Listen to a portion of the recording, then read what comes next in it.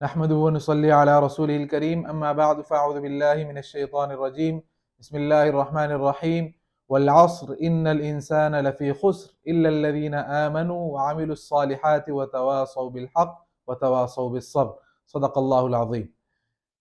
آج کل کے زمانے میں ہر شخص یہ چاہتا ہے کہ وہ دنیا کے اندر ایک کامیاب انسان بن کر زندگی گزارے، اور اس کے لیے وہ دن رات تگ و دو کرتا ہے، محنت کرتا ہے، کوشش میں لگا رہتا ہے۔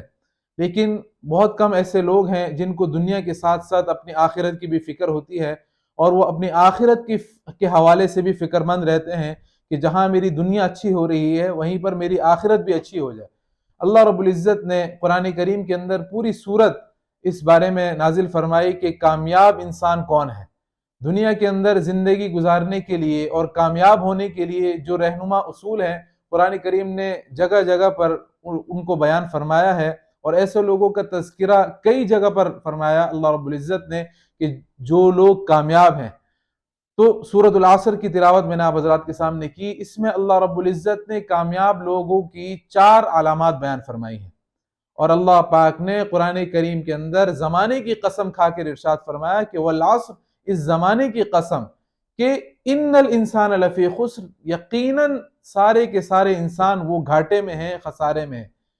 الا الذین آمنوا وعملوا الصالحات، سوائے ان لوگوں کے، یہ 4 لوگ بیان فرمایا اللہ پاک نے کہ الا الذین آمنوا، پہلا شخص وہ کامیاب ہے جو ایمان لے کر آیا، اللہ رب العزت کی وحدانیت کا اس نے اقرار کیا، توحید کا اقرار کیا، وہ شخص۔ اور وعملوا الصالحات، صرف ایمان ہی پر بس نہیں کیا بلکہ ایمان لانے کے ساتھ ساتھ وعملوا الصالحات، نیک اعمال بھی کرتا رہا۔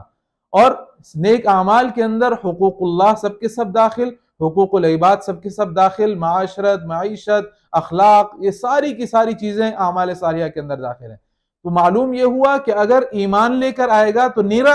ایمان لانا بھی یہ نجات کے لیے کافی نہیں ہے، بلکہ ایمان کے ساتھ اعمال صالحہ کا ہونا یہ لازمی اور ضروری ہے۔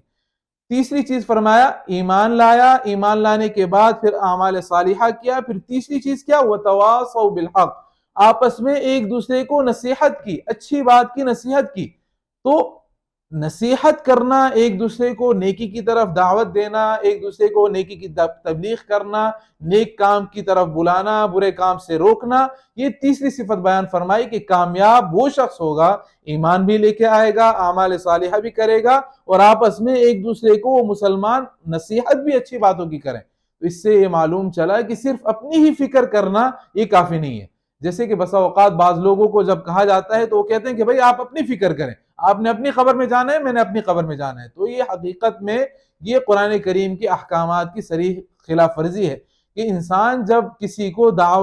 دین کی دعوت دیتا ہے، دین کی طرف رہنمائی کرتا ہے، اچھے کاموں کی تلقین کرتا ہے، تو در حقیقت یہ قرآن کی اس آیت کے اوپر عمل ہے کہ وتواصوا بالحق، ایمان والوں کی علامت یہ ہے کہ وہ آپس میں ایک دوسرے کو نیکی کی تلقین کرتے ہیں۔ وتواصوا بالصبر، اور چوتھی چیز کیا، صرف نیکی کی تلقین کرنا نہیں بلکہ وتواصوا بالصبر، آپس میں ایک دوسرے کو صبر کی تلقین کرتے ہیں۔ صبر کس بات پر؟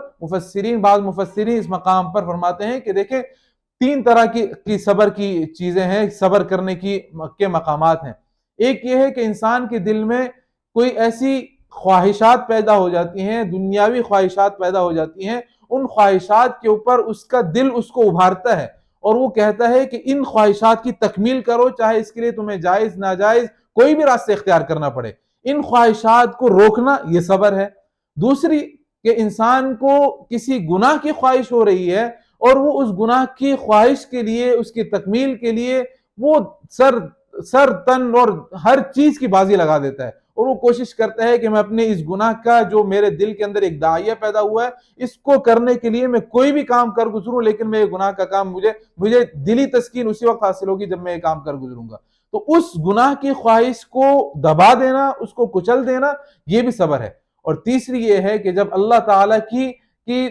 طرف سے کوئی ناگوار بات سامنے آ جائے، کوئی انسان کے اوپر مشکل سامنے آ جائے، کوئی مصیبت، انسان کسی مصیبت کے اندر مبتلا ہو جائے، اس مصیبت کے وقت میں صبر کرنا، اور اللہ رب العزت کی طرف سے آنے والی اس مصیبت کے اوپر اللہ پاک سے ناراضگی کا اظہار نہ کرنا، گلے شکوے نہ کرنا، بلکہ اللہ پاک کی اس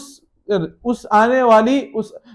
جو اللہ پاک کی طرف سے وہ جو چیز آئی ہے اس کے اوپر صبر کرنا اور اس حالت کے اندر بھی اللہ تعالیٰ کا شکر کرنا، فرمایا یہ تیسری علامت ہے، تیسرا صبر کا تیسرا درجہ ہے۔ تو یہ تینوں چیزیں وتواصوا بالحق وتواصوا بالصبر، فرمایا وتواصوا بالصبر کے اندر یہ صبر کی تینوں قسمیں داخل ہیں۔ تو ایمان لانے کے لیے اور ایمان کے اوپر پھر استقامت کے لیے یہ چاروں چیزیں ضروری ہیں کہ جب انسان اگر کامیاب ہونا چاہتا ہے تو ایمان بھی لے کے آئے گا، ایمان لانا کافی نہیں ہے، ایمان کے ساتھ اعمال صالحہ ضروری ہیں، اعمال صالحہ بھی پھر کافی نہیں ہے، پھر اس کے بعد وتواصوا بالحق، آپس میں ایک دوسرے کو حق بات کی، نیک بات کی تلقین کرنا بھی ضروری ہے، اور پھر چوتھی چیز یہ ہے کہ وتواصوا بالصبر، مشکل کے اندر، مشکلات کے اندر، مصائب کے اندر ان مصائب کے اوپر صبر کرنا، اللہ پاک کی طرف سے ان مصائب کے اوپر شکر کرنا، یہ بھی کامیاب مومن کی علامات میں سے ہے۔ اللہ رب العزت سے دعا ہے اور کوشش کرنی چاہیے کہ کامیاب انسان بننے کے لیے ہم صرف دنیاوی کامیابی کی طرف نہ جائیں بلکہ اخروی کامیابی کے لیے بھی ہم کوشش کریں۔ اللہ پاک مجھے اور آپ کو اعمال صالحہ کی توفیق نصیب فرمائے۔ وآخر دعوانا ان الحمد للہ رب العالمین۔